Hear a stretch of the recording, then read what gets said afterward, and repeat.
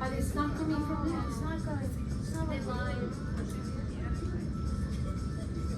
I even, when I have a request for anything in the building, I always say, when I'm required to open a ticket. And this morning the guy even took photograph, which classroom. And I said, do you want me to open a ticket? I open it in the lunch break. He said, no, we're gonna do it everything.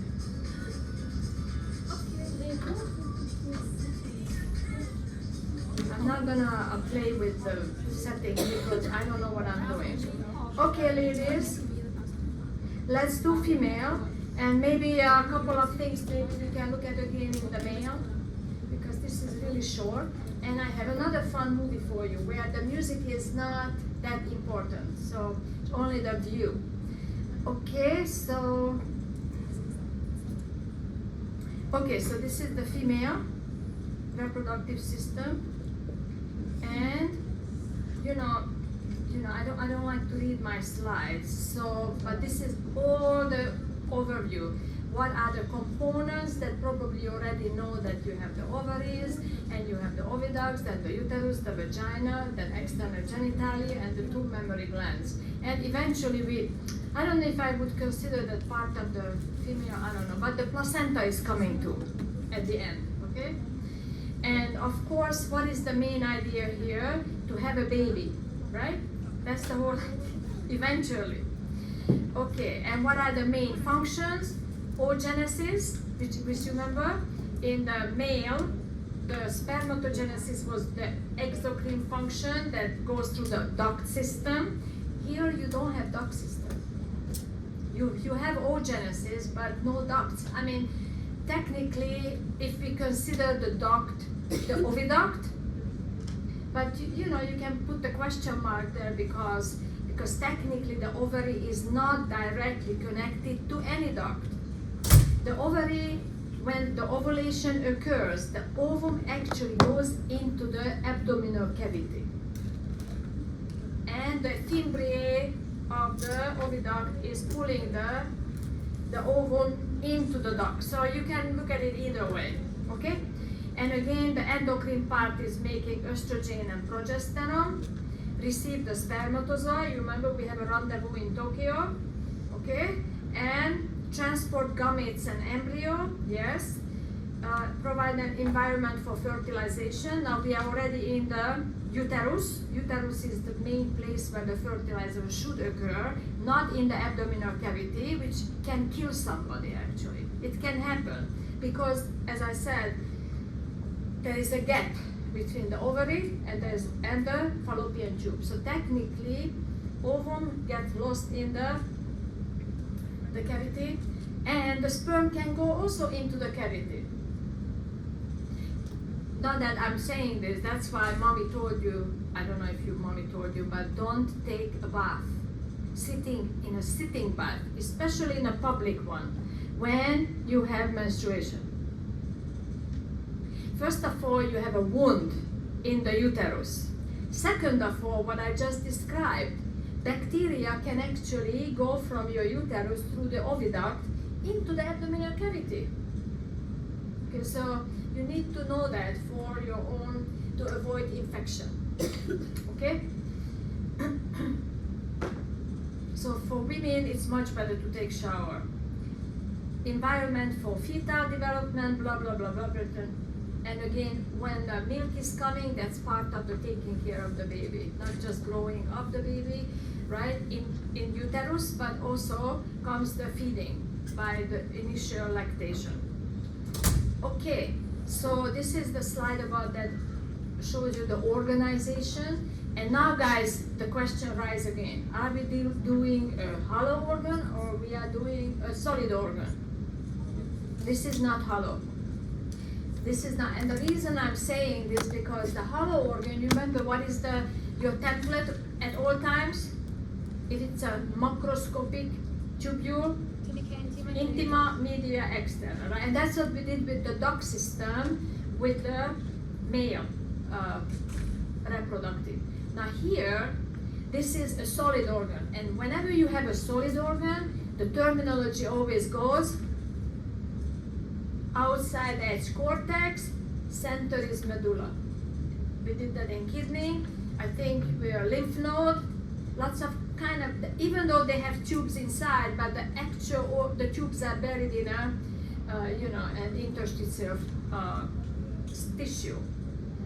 Okay, so let's look at, you see this is your entire ovary, and these are the developing stages of the ovum as it matures. This is what we're gonna call oogenesis, to compare to the spermatogenesis, okay?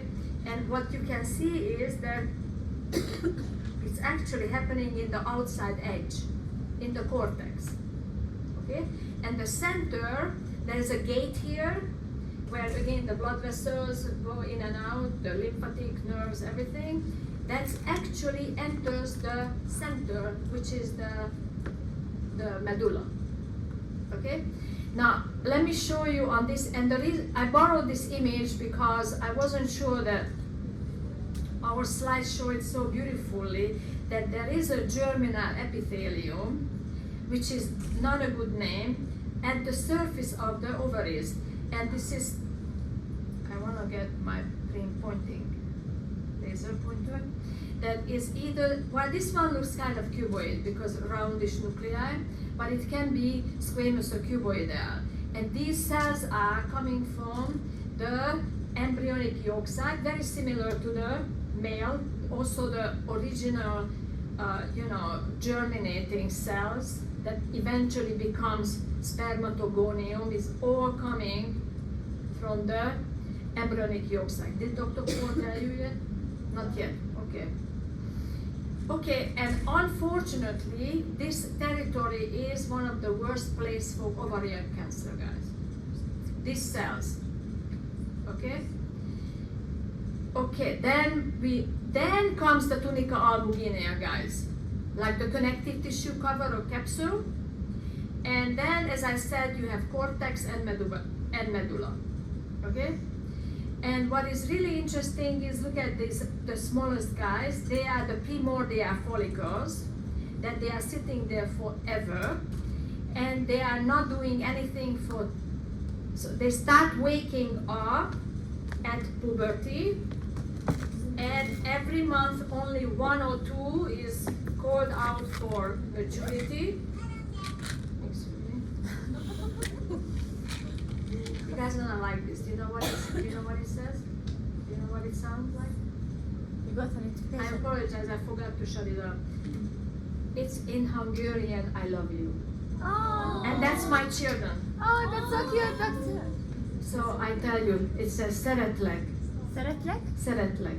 That's Hungarian. So that's Szeretlek, doctor. Thank you. Me too, I love you guys. Okay, so anyway, so these guys are sitting there, and then once the person cannot have menstruation anymore, around age 50, that's when we can kind of run out of the numbers of the primordial follicles. Okay? And we did the medulla. Okay. But I mean, it has actually bad part too, that those cells are sitting there for such a long period of time, because some damage could occur to them, and therefore some genetic disease could come out of them. Okay, but it's just too much. I am supposed to do histology right now, so let's. Okay, so this is so basically one more comparison but we're gonna quite compare this with the boys. So one of the major comparison is that the boys are producing or have spermatogenesis continuously, non-stop. And we have oogenesis once a month. Okay, like it's what we call it, that it is monthly cycles what we are dealing with, cyclical, okay? And the same thing is true here. This is your primary sex, female sex organ, which has a exocrine part and an endocrine part. Just like in the male, the oogenesis is considered the exocrine part without duct system. Or we shouldn't call it exocrine, but I saw it both ways in different books. So I think as long as it helps you to break it down, that this is the exocrine part, that this is the endocrine, I think I don't care what book says what. Okay, it's just easier to remember that way. And then comes the endocrine part, and yes, it also produces sex hormones, steroid sex hormones, just like the testicles, okay, in the ovaries. And I also put here for you the major function of the estrogen is makes us look women, okay? And the progesterone, you can see the estrogen. I never really checked the root word here, but the progesterone is pro-gestation, which is mean for pregnancy. So that's your pregnancy hormone, okay? So look at the numbers that are really crazy. I showed you already the primordial follicles in the previous image. These guys, these fellows, and look the numbers. In the fetus, by 5th month of the pregnancy, 7 million is available. By the time the baby is born, so imagine there's a girl baby is developing, okay? In the 5th month, in the baby, not the mommy, it's the baby, there are 7 million. Then at birth, 1 to 2 million, and everybody else died. Okay? And then these are the ones that you remember becomes the left behind 1 or 2 million, becomes the dormant one until they are waiting to wake up at the puberty. Okay? So at puberty, when the estrogen and all of the hormones start cooking, right? Then 300,000 is left behind from the 7 million. I wouldn't like my money decrease like this. I would like my money increase like that. Okay, and then in the reproductive life, altogether from puberty to age 50, technically there are 400 mature ovum really develops, and you can do the math. How many in 40 years, 12 months, blah blah blah. It's about right, okay? So again, the dormant eggs do not have a repair system, so that's why if damage occurs, there's no repair. And this is the reason what I just mentioned earlier, there are different chromosomal genetic disease could develop, like for example Down syndrome. You guys know that, even I didn't put it in the, maybe I have to add a couple of slides here with some clinic or something, but you guys know that Down syndrome often happens when the woman is too old. And that would be a good example that the dormant ovum sitting there got damaged. Okay, so this is just a summary for you about the ovarian follicle cells. And basically, again, as we continue, it's hard to make, but anyway, you have the, how many kinds of cells we're gonna deal with it? A little bit more than before. So we are suffering in the male from the duct system, here a little bit more from the different type of cells. So you have the ovum, then you have follicular cells, then eventually they become granulosa cells, and you have stroma cells, and they become eventually Teca cells. And I'm not gonna read the table, I'm just gonna show it to you right on the images, right now. And, but it's all here written very nicely for you. I don't know if you guys are familiar with this from physiology people yet, but you know the cycle is always the first 2 weeks, you see 0 days to 14 days, first 2 weeks, and the second 2 weeks. And yes, you didn't see this graph yet, but you experience it every month. That in the middle of the month is the ovulation, and at the end of the month is the menstruation. Okay? And look what happens, that during menstruation, the hormone levels are coming to really low level. I don't want to say 0, but maybe this is too extreme, but very low level. And that's one of the reasons those tissues that developed to prepare for a pregnancy in the uterus, they're gonna die and fall out, and they're going to the toilet. Okay. Having said that, I like to have these little theories of mine.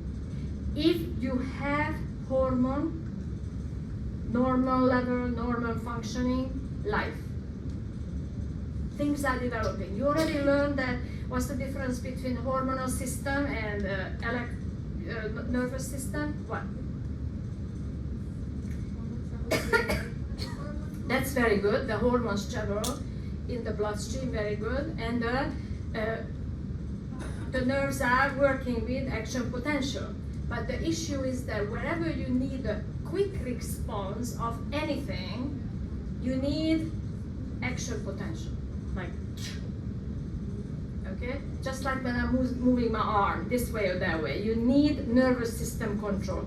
But the moment you are looking at a process, a long process, like pregnancy, for example, or even getting ready for pregnancy during 1 month, you need the hormones. The hormones are doing the job. And the moment the hormones are, then tissues degenerate. And yes, I put it in a very general way, but I think it's very helpful to see that. So slow processes are controlled by more likely with normal level of hormones. That's what I'm trying to say. Make sense? Okay? And so my purpose is here to show you, because it's very nice, I like this image, that during the first 2 weeks, you remember here's the primordial ovum that was sitting there for a couple of years, okay? It's called out by the estrogen and the FSH. I don't want to get into the hormones because my job is histology. I could, but it's actually here. The FSH is here, look, follicular stimulating. Okay, anyway, so they start growing by the effect of FSH and estrogen. Then comes ovulation, which is done by the LH surge. This is the luteinizing hormone. And again, guys, strongly recommend that you don't say LH or FSH. Yes, you can.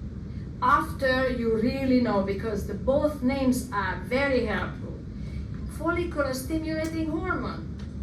It tells you that this guy is needed to wake up the follicle and start developing once a month. Okay? And the luteinizing hormone is also very helpful for you because it's gonna do the ovulation, and right after ovulation there's gonna be a corpus luteum. Have you heard about corpus luteum before? And this guy is making the corpus luteum. Do you know what luteum means? Yellow. Why is it yellow? Because I'm heading ahead of myself, but basically the corpus luteum is a new endocrine gland, develops once a month, waiting for the baby, producing progesterone, and progesterone is also a lipid hormone, and therefore probably they noticed that the corpus luteum was more yellow because it's fat. Does it make sense? Okay, but I think it's good for you to know that. You see, here is your yellow corpus luteum, and then if the hormones are not staying higher up, then look, everybody dies and comes the albicans. And what does it mean, albicans? Tunica albuginea, corpus albicans, same root word, means white. Okay, why is it white? That's connected collagen. Because, yes, very good. Yeah, because guys, this is again another principle in the body. That tissue many times becomes, the tissue dies like the corpus luteum and replaced by collagen, connective tissue. Because guys, connective tissue, fibroblasts are everywhere. They are everywhere. Yeah, so that's why it's white, because collagen is white. Okay, so anyway, this shows you really the cycle. in 1 month. So let's look at now the development, okay? One by one. Okay, so we start out with the, you remember, the primordial follicles here in the cortex. And they are still 2N, obviously, not yet. They didn't become half haploid yet. This is what we call the non-growing dormant follicles, primordial follicles, okay? And I also want to make it very clear that the follicle is the Sertoli cell, okay? So, because I think it's very easy to forget about that there is an ovum sitting there. Let me show you. Do you see? This is the actual sperm ovum, okay? This is the baby, and everything all around it that is hugging it and supporting it, that's your follicle. Just like the Sertoli cells were hugging the sperms. Okay, so make sure that you remember that this is the most important part in the middle. So this is the cytoplasm of the ovum, this is the nucleus of the ovum, this is where the DNA sits, and this is the nucleolus of the ovum. And then comes the package all around it, okay? And look at when they are still sleeping here, they have a single, simple, why didn't I put that simple? Okay, simple squamous epithelia follicular cells are visible here, and the red behind it is the basal lamina, and then comes the stroma cells, which are technically kind of like fibroblasts, like supporting cells, okay? So we already have the ovum, we have the follicular cell, and now we have the stroma cell. Good? A little bit more than what we did before. Okay, so now the guy was called out, okay? Hormonal invitation, and starts growing. So now we are going to look at the growing follicles. First, the early primary follicle, still 2N, and I wanted to make sure that you understand when it's 2N, it's still called primary oocyte. This guy, even though I just keep saying ovum, ovum, ovum, that's really officially the primary oocyte. And this is still primary oocyte, is the follicles are growing. Look, now the follicle is not simple squamous epithelium, but simple cuboid epithelium. And one more new structure showed up called the zona pellucida, which means transparent zone, which is right hugging the primary oocyte or ovum, that red line. Do not mix up with the basal lamina. And you cannot mix it up. Do you know why? Because the zona pellucida has to be attached to the ovum. It's not for outside of the follicle. And another reason is because the ovum makes it. He produces it. So it's zona pellucida has to be sitting on the surface of the developing ovum. Okay? And look, I put here for you, if the zona pellucida is not fully developed or defective, fertilization is not going to occur. Okay, so the next level is, so what was we doing right now? Early primary follicle and with primary oocyte. Now we are doing later primary follicle with still primary oocyte. So again, here is your oocyte, the zona pellucida is there. However, now the follicular cells became stratified. So now you have, and I don't know why they changed the name, but this is where it's gonna drive you crazy. The follicular cells now, they're gonna become, new name, granulosa cells, or zona granulosa. Okay, so let's do it again. This is the primary oocyte, still 2N, cytoplasma, nucleus, nucleolus, covered by zona pellucida.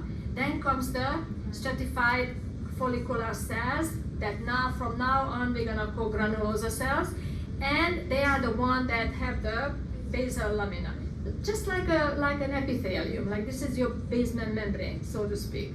Okay, and then don't forget about the stroma cells all around it. Okay, And guess what? The stroma cells also gonna have a new name, right? They're gonna be called Theta cells, Theta follicular cells with full name. Okay. Now we are getting the growing. Next level is the secondary follicle, and you see when the secondary follicle develops, that's by that time the 2N became N. Okay. And the oocyte is arrested in meiosis to metaphase. Okay, and something interesting is start developing. We have even more stratified granulosa cells, but actually I'm okay if you say follicular, but as long as you know. But only problem is that once you go to the clinic, I think everybody's gonna say granulosa, but anyway, even more stratified. But look at this, there's a hole here in the middle. A lake, literally a fluid-filled cavity develops, and again, you have to imagine this as a bowl, okay? It's not a flat structure, it's a bowl. Inside, these little lakes are developing. On this one, you see only one, and this is called antrum, filled with fluid. And then more and more is, you can see it here too, labeled with A. And more little antrums develop, and they're gonna kind of merge with each other. And that's what you're gonna see on the next slide. But before we move on, let's see what's happening. The granulosa cells, let's just start with the other one. This is what drives you a little bit crazy, but basically the Theta interna cells. Yeah, so even I forgot to say the stroma cells, even the stroma cells are gonna have two levels. There's gonna be an internal Theta cell, and you're gonna have an external Theta cells. And the internal Theta cells they became endocrine cells. They're gonna start secreting androgens. So the female reproductive system first secretes male sex hormone, which is androgen, by the Theta interna, and then this androgen is going to be handed over, probably just regular diffusion, to the granulosa cells here. So the Theta interna here makes the androgen, then hand it over to the granulosa cells, and the granulosa cells are going to do second step of hormone synthesis, receives the androgen from the Theta interna, convert it into estrogen. I'm tired, but I hope you understand. So the androgen is basically synthesized outside kind of the follicle in Theta interna, and then the granulosa cells are going to convert it. And you know, the thing is that the ovum needs the estrogen. So that in that sense, the location makes sense. But why we need two steps is we have to ask God about that. And then the Theta externa cells, which is, you know, came from the stroma cells, those are just regular stroma cells. They are not endocrine cells. But you see, now how many cells became endocrine? Two. The stroma cells, the more innermost stroma cells became, I guess maybe that's why they changed the name. Because they used to be just stroma, but now they are endocrine. Because the stroma cell is just like a fibroblast, like a supporting cell, but doesn't secrete hormones. But now that they are secrete hormones, they earn the new name. Make sense? So the Theta interna is going to make the androgen, and then the granulosa cells are going to convert it into estrogen. And the Theta externa cells, but then the Theta externa shouldn't change name, right? Because if it stays stroma, okay, just kidding. Okay, let's move in. So this is the mature Graafian follicle, which means that now look at this image, or first of all, recognize there's one thing I forgot. There's one more. As these lakes are developing, what else is happening? The lake pushes the ovum to the edge. What does that mean? Getting ready for ovulation. Exiting the follicle. Look at it. Just look at the previous one. The ovum is totally in the center. You see? Here. Totally in the center. Totally in the center, surrounded with follicle. But the moment the antrum start developing, the fluid creates a pressure. Remember, I told you many times that fluid creates pressure. And this is still a healthy situation, but you have too much fluid, it's not a good thing. Okay, so now the fluid is start giving a little push to the ovum, to the edge of the follicle. And look, this is the way it now is gonna look like. Is more to the south, right, the ovum. And the antrum is not just pushed it away, but it's also created different layers of the granulosa cells. This is the regular granulosa cells all around it here. This one is those granulosa cells that is going with the ovum during ovulation. These are accompany the ovum. And this is these granulosa cells called cumulus ophorus. So technically, I found that some people call this another new name for granulosa cells.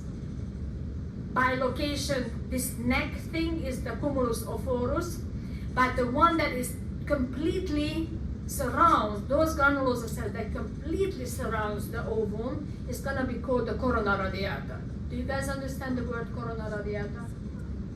Coronavirus. What does it mean, corona?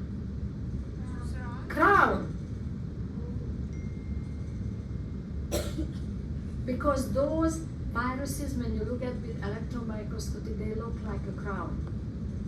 So that's where the name comes from. You see, it's very, very good to know the root words. Very helpful. But anyway, long story short, this is what's gonna exit and everybody else is left behind. And what is the antrum is doing all day long? Say it again? Yeah, the antrum is, imagine as a hose. Is pushing out the ovum, as I said, into the abdominal cavity. Okay, and ovulation just occurred. Good? And don't forget, zona pellucida is always there. Okay, let's look at I put here for you together every single stage so you can remember. Okay, this is where the follicle is only simple squamous, the primordial, and then this is the early primary with simple cuboid follicular cells. Then this is the late, and did we have all of these images? Let me just check. Yeah, we did. This is the late, exactly. Then this is the secondary, yeah. Okay, this is the secondary where the antrum is just beginning to develop, and then this is gonna be. Wait a minute. This is something weird here. Okay, I don't know why this is here. I think that should be here and that should be there. Yeah, sorry about that. Okay, because I was fixing this image last night because I wanted to cut out for you the ovum after ovulation. You see? I cut it out here, ovulation, ovum. Okay? So make a note for yourself that that's going to be switched, but I will do it online too. Okay? So this is the way the ovum looks like now. And then I described it for you based on this, yeah. And everything on this table about the follicle development. My insulin pump is shouting. One second. So anyway, you see non-growing, growing, mature, blah, blah, blah. They're all written here for you. Whatever we just discussed right now. So this is focusing on the ovum, and this is focusing on the follicle. Okay, so I would like to talk to you briefly about the blood follicle barrier. You remember there was a blood testicle barrier in the in the testis, and we can make analogy, but they are not really identical, because in the male reproductive, basically the tight junctions created two compartments. Now here the situation is not like that, okay? However, we can still make the analogy. So the basal compartment was still open to all kinds of harmful molecules from the blood, which is, in the interstitial. The abdominal compartment was technically avascular and immunologically privileged. The immune system cannot see it, cannot attack it, cannot kill it. Okay, and that's a long story short. Okay, here the situation is like this. Where do you think is the avascular part here? You can see it. Where are the capillaries? Here. Where the granulosa cells are, which became, stroma cells are, those became the theca interna, theca externa, right? So this is where the capillaries are. So these guys are completely, they are the vascular part. These are where the capillaries are. And then, so therefore the ovum and the rest of the granulosa cells are the one that avascular. Okay? And if you want to look at the component of this barrier, in the male it was tight junction, done, right? Here, two things. There are tight junctions, but over there it was between the Sertoli cells, you remember? Here it was between the endothelial cells of the capillaries. So some of the capillaries are not, it's better to say, less leaky. This is what we call molecular sieve. Not everything can come out of the capillary. Number one. Number two, the basal lamina that was here forever is the barrier, guys. So it's here, these two parts of the barrier, okay? Basal lamina and tight junctions in the capillary. Okay? Good? So here's a magnification, here's your capillary, here's the theca interna cells who are, you remember, synthesizing the androgens. These are the theca externa who are regular supporting cells, and here's your basal lamina. So the basal lamina is your barrier. So nothing can come against the oocyte. Now this is the structure of the corpus luteum, and I already mentioned it to you that the corpus luteum is technically a brand new endocrine gland, and which is going to start synthesizing progesterone for about 2 weeks, or the second two weeks of the cycle, what we covered earlier, waiting for the baby to show up. With another word, waiting for the boy to show up. Okay, and this is the way these granulosa cells looks like. So this is what's called the luteinization. You see, luteinization. Cell differentiate to become endocrine cells. The theca cells, there's gonna be theca lutein cell and granulosa lutein cells. I don't think it's too important for us. We're not gonna be able to really see them clearly on the microscope, but at least because you have two kinds of cells, right? You have the theca cells and you have the granulosa, and both of them contributes to the new gland. Good?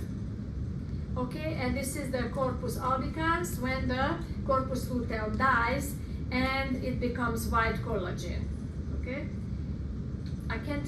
Okay, let's do fallopian tube. Now, good news is that after that, guys, fallopian tube, uterus, simple columnar epithelium, done. Thank you, God. So here we go. This is the kind of like a maze of the oviduct, okay? And guys, mesosalpinx is a very important. You already know oviduct, you already know fallopian tube, but probably you don't know mesosalpinx. because that's what they say, mesosalpingitis. When the fallopian tube is inflamed, they use that word. Okay? And it has a mucosa, back to hollow organs, guys. You see? Tunica intima, tunica media, tunica externa. Here we go. And the major epithelium is ciliated and non-ciliated cells in a simple columnar epithelium. You can see it very nicely here. And yes, it's like a maze. And I believe it's just for to guide the ovum through the oviduct toward the uterus, where the fertilization should occur. And again, there is a little serous membrane here. That's the mesosalping. Again, anytime serosa, mesotelium is there. Now I wanted to show you now the uterus. The uterus has simple tubular glands. Look, little bit branching, but what is this gland is made out of? Like all glands. The next image. The simple columnar epithelium makes it. So you have a surface and the simple columnar go deep. Guys, it's so easy that it becomes difficult to understand that little thing that goes down in the deep, that little teeny tiny simple columnar epithelium that goes to the deep, that's your gland. Okay? And when and then so again the layers of the uterus, just like a hollow organ, okay? You have a mucosa, mucosa, but now you're gonna use a new name, endometrium. Okay? And then muscle is the myometrium, and then the serosa is gonna become the perimetrium. And then you have to be able to differentiate between the first 2 weeks and the second 2 weeks and the menstruation look of the uterus. The main thing is that in the first 2 weeks, very little glands are. Do you see those little spirally things? Very little glands. In the second weeks, a lot of glands. And during menstruation, do you see this line? Those glands above the line are gonna fall in the toilet. Okay? So the major thing is that everything becomes thicker and more gland during the hormonal influence. Now this is our slide. I really like this, but we have only one. You see, this is the gland. Look, simple columnar epithelium going in and out. This is the lumen of the uterus, and now it's bleeding. Okay, this is also another gland, uterine gland. Okay, same thing. This is a gland, another gland. And then we came to the cervix. And this is where the transition to stratified epithelium begins, because we are entering the outside world. Okay? So we have you are looking at the cervix. Endocervix which is closer to the uterus, is still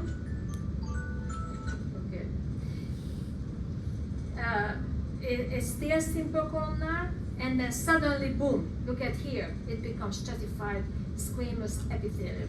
And every exit in your body looks like this, guys. All of them. That the simple becomes stratified before you exit, and it becomes skin. Okay? Now what is this famous for, guys? The pap smear. Have you ever had pap smear before?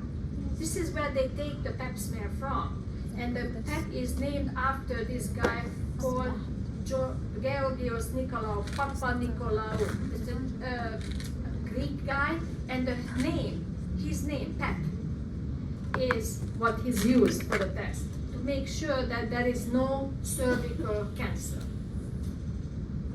Okay, so this is you see here's the simple columnar, here's the stratified squamous. Okay, endocervix, exocervix. Okay, and this is showing you just the vagina. The vagina, and again, guys, everything is hollow organs. So now again, mucosa, muscularis, adventitia. And what is really important, that in the vagina there are no more glands. Okay, all you see is the stratified squamous epithelium and tons of smooth muscle. That's it. Okay? Okay, so what I want to do is, I don't know if you have time for it, but I wanted to show you this animation. If he walks in there, we stop.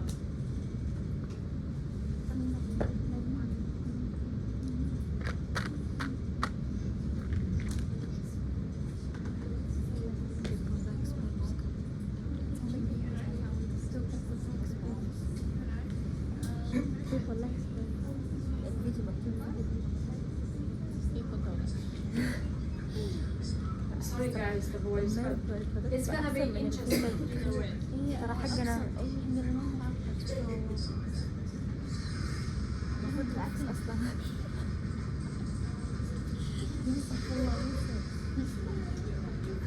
ايش صار؟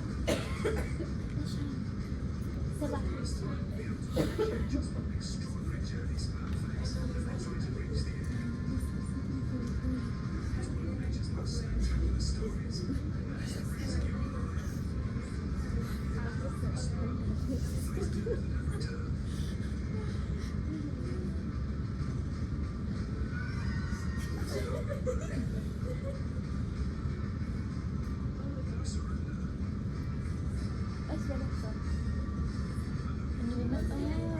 مثل سبام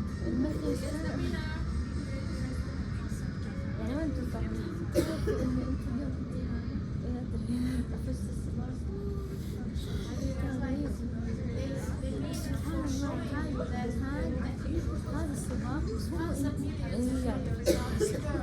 دائما افوز من انا صغيره. And only one is the winner. And everybody else is.